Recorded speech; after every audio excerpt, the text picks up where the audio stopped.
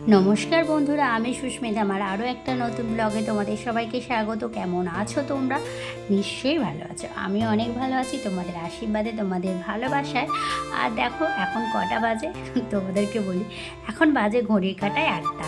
আর আমি দেখো সব কাজ সেরে চলে এসেছি রান্নাঘরে এসে আজকে চা করে নিচ্ছি। আর আজকের বারটা কী বার? আজকে শনিবার। আর এই দেখো আজকে কিন্তু আমি দুধ আনতে যাইনি। কেন বলো দিন? প্রতিদিন সকালবেলা ঘুম থেকে উঠে এই তাড়াহুড়োর মধ্যেই সকালবেলা দুধ আনতে যাওয়ার একটুকু ইচ্ছে করে না আজকে। সেই জন্য আজকে আর দুধ আনতে যাইনি। আর এদিকে রচা দিয়ে আজকে দিনটা শুরু করছি। আর এই দেখো এখানে আমার চা কিন্তু কমপ্লিট হয়ে গেছে। আর চলো চটপট 3 কাপ ঢেলে নিই। আর এই যে দেখো আজকে দেখো নতুন কাপগুলোকে আমি বার করেছি, কারণ কটা কাপ না ভেঙে গেছে। আর নতুন কাপ এগুলো সেটেরই কাপ বার করেছি, কিন্তু সত্যি মনটা খুব খুঁতখুত করছে। কেন বলো দিলে, যদি ভেঙে যায়।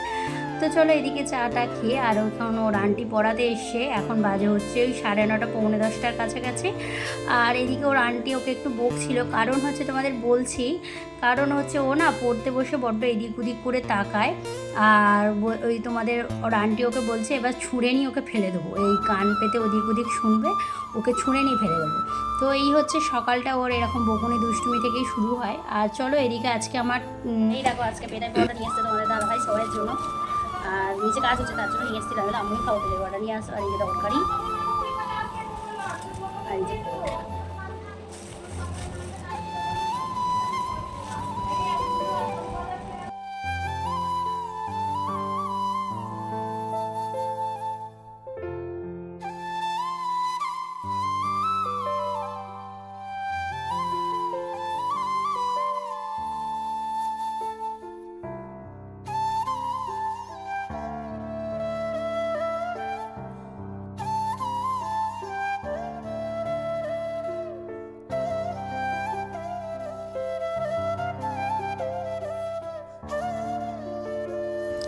আর এই দেখো আমার খাওয়া কমপ্লিট হয়ে গেছে। আর পুচকু সকালেই খেয়ে নিয়েছিল, তো ওদের দাদাভাই ওর জন্য পেটাই পরোটা নিয়ে এসেছিলো। আজকে ওর জন্য না, আজকে সবাইয়ের জন্য পেটাই পরোটা নিয়ে এসেছিলো তোমাদের দাদাভাই। আর এখানে তোমাদের দাদাভাই বাজার করে নিয়ে এসছে। আর এই যে লাল শাক, অনেক দিন পর লাল শাক নিয়ে এসছে, তো ওটাই এখন বেছে নিচ্ছি। আর তোমাদের দাদাভাই লাল শাক দিয়ে আমাকে চচ্চড়ি করতে বলেছিল, কিন্তু নিরামিষ না, লাল শাকের চচ্চড়ি ভালো লাগে না খেতে, একমাত্র ভাজা লাগে ভালো। আর আলু দিলে, একটু আলু দিয়ে যদি আমি ভাজা করি খুবই ভালো লাগে। তোমাদের দাদা ভাবলো না আলু দিয়ে ভাজতে হবে না, এমনি ভেজো পেঁয়াজ দিয়ে শুকনো লঙ্কা দিয়ে। তো এই দিয়ে ভাজছি। আর আমরা নিয়ে এসেছিলো দেখো। আর বলো না আমরা মানে টক তো, আর শাকের সাথে টক খেলে অম্বল হয়ে যায়, সেই জন্য আর করিনি টকটা।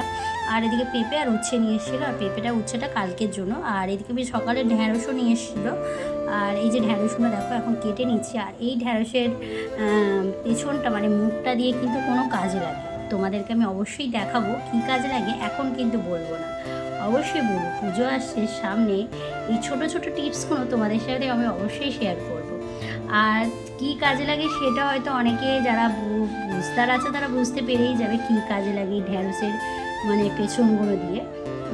অনেকে বুঝতে পেরে যাবে যে ঢ্যাঁড়স কী। ঢ্যাঁড়স হচ্ছে সিল্ক আর হ্যারার করে। আর কেন তোমরা বুঝতেই পেরে যায়, তোমাদের বলে দিচ্ছি।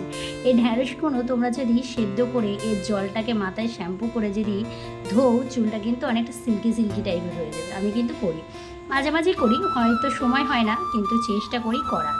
কারণ যখন আমি টাটকা এরকম ছোটো ছোটো ঢ্যাঁড়স পাই, আমি তখনই এই ঢ্যাঁড়সের পোতগুলোকে একটু ভালোভাবে আগে ঢ্যাঁড়সটাকে ধুয়ে নিয়ে তারপরে কেটে, তারপরে ওটাকে একটু জল দিয়ে সিদ্ধ করে নিয়ে জলটাকে কিন্তু ঠান্ডা করি, ঠান্ডা করে আমি কিন্তু চুলের মধ্যে মাখি। তাতে কী বলো তুমি, চুলটা কী বলো তুমি একটু সিল্কি হয়ে যায়। আর মেখে তারপরে আবার ধুয়ে আবার চুলটাকে আমি ভালোভাবে মানে ধুয়ে মুছে একদম হেয়ার ড্রায়ার দিয়ে শুকনো করে দিই। আর ওদিকে আমার মাছ ভাজা হয়ে গেছে, আর এদিকে শাকগুলো আমি বসিয়ে দিলাম। আর সত্যি কথা বলতে আমার মা যেইভাবে করে আমি এইভাবেই চেষ্টা করি প্রতিদিনের মতো রান্না করা। আর এদিকে আমি একটু লাল শাকের মধ্যে হলুদ দিই, কারণ ভালো লাগে একটু দেখতে। আর ছেলেদের এটা আমি অনেকের কাছ থেকেই শোনা যে মানে ছেলের মায়েদেরকে নাকি হলুদ ছাড়া তরকারি খেতে নেই, একটু হলেও সামান্য হলেও নাকি রান্নাতে হলুদ দিতে হয়। আর এদিকে আমার রান্না কমপ্লিট হয়ে এসছে, আমি ভাবলাম টেবিলটাকে একটু পরিষ্কার করে নিই, কারণ সকালে তো টিফিন খাওয়া হয়েছিল।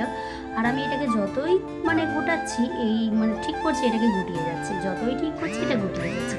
কেন হচ্ছে সত্যি আমি বুঝতে পারি না। তো মাথা খারাপ হয়ে যাচ্ছিলো ততক্ষণে। আর ওদিকে তরকারি তো হচ্ছেই, আমার সাথে সাথে ভাবলাম যে একটু ফ্রিজটাকেও পরিষ্কার করে নিই। সেই জন্য দেখো ওদিকে তরকারি বসিয়ে দিয়ে আমি বাদ বাকি এদিকের কাজগুলোকে সেরে নিচ্ছি। রান্না করতে করতে এরকমভাবে আমি সংসারের সমস্ত কাজ আস্তে আস্তে ছোটো ছোটো জিনিস দিয়ে গুছিয়ে নিই। আর ফ্রিজটাকে আজকে পরিষ্কার করে নিলাম। আর ফ্রিজটা না এখন কদিন কী হয়েছে, এত জমে যাচ্ছে, আমি কিন্তু একদম ফ্রিজের মধ্যে সবজি রাখা মানে ভুলেই যাচ্ছি। কেন জানি না কি হয়, তোমরা যদি কেউ জানো অবশ্যই আমাকে কিন্তু কমেন্ট বক্সে বলো যে কেন ফ্রিজের মধ্যে সবজি বা খাবার কিছু রাখলে জমে যাচ্ছে। তোমরা হয়তো ভাবছো যে বেশি মানে টেম্পারেচারটা বেশি রেখেছি, কিন্তু না, একদম লোতেই আছে। কিন্তু কেন হচ্ছে আমি সত্যি জানি না। তো তোমাদের মিস্ত্রি একজনকে নিয়ে এসেছিলো, তোমাদের দাদাভাই কদিন আগে বললো একভাবে নাকি ফ্রিজ চলে বলে, সেই কারণে চলে হয়। আর এদিকে রান্না হয়ে গেছে, তোমাদের দাদাভাই খেয়ে দিয়ে বেরোবে, আর সেই জন্য তোমাদের দাদাভাইকে দিয়ে দিয়েছি খেতে। আর তোমাদের দাদাভাই খাচ্ছে, আর ওই লেবারগুলো এসেছিলো, ওরাও খেয়ে চলে গেছে। আর চলো আমিও খাওয়া দাওয়া করবো। মা কত এখানে পড়ে আছে।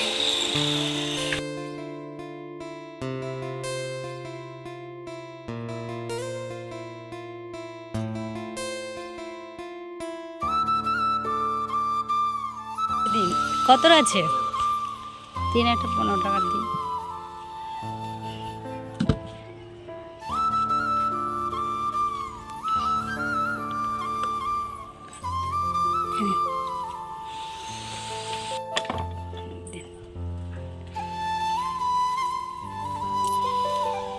আমি জানি তুই খাবি না। না না আর না আর না, আমি দুটো ভাগ করিয়েছি। না আর হবে না, তুমি একটা খাচ্ছ তো, আমি ভাবলাম খাও নি, যাও খেলছো তো, আমি চলে যাবো ভেতরে।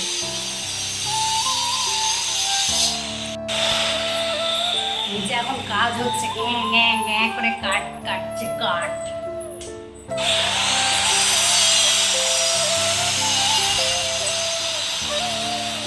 কাঠের কাজ হচ্ছে নিচে এখন, এই জন্য এত আওয়াজ হচ্ছে।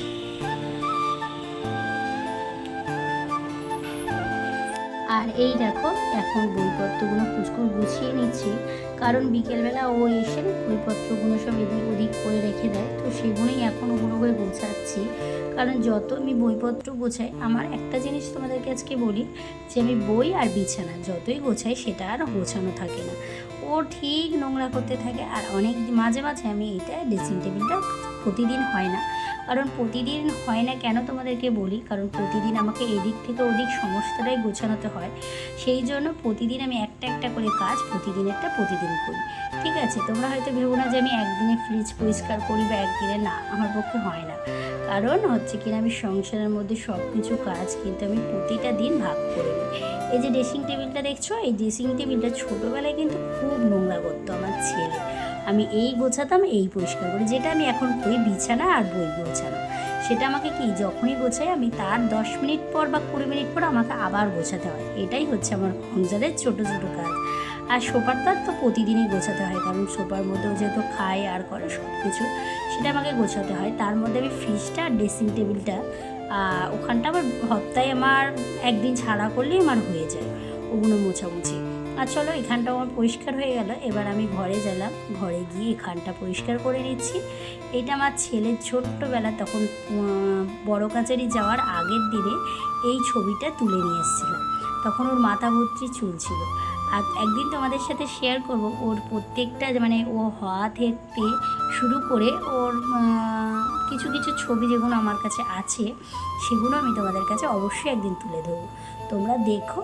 আর এদিকে আমার কাজ তো গোছানো হয়ে এসছে, আর বাদ বাকি টাইমে আমি এখন কটা বাজে, এখন হচ্ছে 4:30।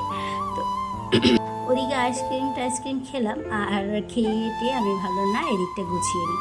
তো চলো একেবারে গা হাত ধুয়েও নেবো আমি। আর এই যে দেখো আমার গা হাত কিন্তু ধোয়া হয়ে গেছে, আমি গা হাত ধুয়ে, আর চুলটা এত চুল উঠছে সত্যি আমি জানি না, আমার মনে হয় আজ এত জন্ম থেকে এত বছরের মধ্যে আমার ফার্স্ট টাইম এত চুল উঠছে। মানে আমার ছেলে হওয়াতেও আমার এত চুল ওঠে না, মানে কি বলবো, আমি চুল ছেড়ে রাখতে পারছি না, মানে এত কষ্ট হচ্ছে। আর আমার ফার্স্ট টাইম, মানে কি বলবো, মানে চুল না যদি আঁচড়ায় না তাও আমার ঝরে যাচ্ছে। তোমরা যদি কেউ জেনে থাকো যে চুল এই ঝরা কিভাবে বন্ধ করা যায় আমাকে অবশ্যই বলো। আমি যেগুলো জানি সেগুলো করছি, কিন্তু তাতেও কোনো কাজ হচ্ছে না, বুঝতে পারলে তো। আর এখানে আমি চুলটাকে বিনুনি করে রাখছি, কিন্তু বিনুনি আমি কতক্ষণ করে রাখতে পারবো জানি না, কারণ আমি যখন রান্না করতে যাব তখন আমাকে কিন্তু এই বিনুনি আমার চুলে থাকবে না, কারণ আমি তুলে ঠিক খোপা করে ফেলবো খুলে। এই খানিকক্ষণ বিনুনি আমি বেশিক্ষণ করে চুল ফেলে রাখতে পারি না।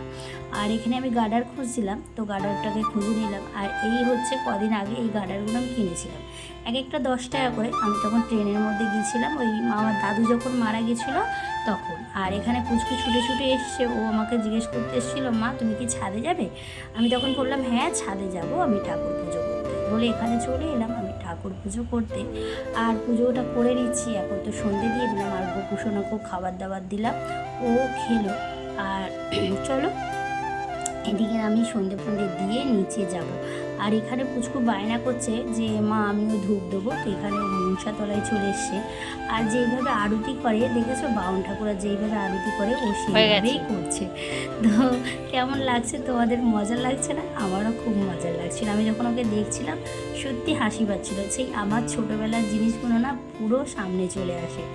আমি ছোটোবেলায় ঠিক এরকমই দুষ্টুমি করতাম আমার মা বাবার সামনে, আর সেই হচ্ছে ছোটোবেলার রূপ। দেখো সন্ধ্যে টন্ধে দিয়েছে, পাপান পড়তে বসেছে। আর এখানে আমি চা ঝুড়ি ভাজা নিয়েছি। আর এই যে এখানে পাপানের জন্য মুড়ি মা খাবো, ও খাবে। আর খেয়ে ওকে পড়াবো, আমারও কাজ আছে, টুকিটাকি মাল করতে পড়ে আছে। আজকে সকালে এদিক ওদিক করে কাজ করতে হয়েই গেল। আর আজকে ওদের লেবার, যেহেতু তোমার দাদাভাইয়ের লেবার টেবার খাচ্ছিল, সে কারণের জন্য রান্না অনেক ছিল। আজকে আমাদের যেহেতু শনিবার পালন করা হয়, তাও আমাদের আজকে শনিবার করা হলো না, কারণ তোমাদের দাদাভাই বলে শনিবার করলে ওদের একটু গরম মাছ ফাছ নিয়ে এলো, নিয়ে এসে বললো মাছ করো, আর একটা তরকারি করো, ডাল করো, আলু সেদ্ধ করো, জানো। তো আজকে আর আমার শনিবার মানা হলো না। নে নে নে নে রান্না হয়ে গেছে কমপ্লিট। আর কি রান্না করেছি তারা পরোটার জায়গাটা নিয়ে আসেনি।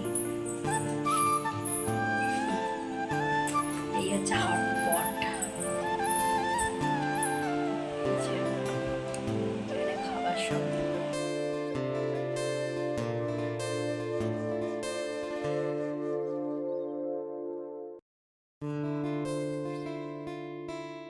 আর চলো আজকের মতো ভিডিওটা এখানে শেষ করছি। ভিডিওটা ভালো লাগলে অবশ্যই একটা লাইক, কমেন্ট, শেয়ার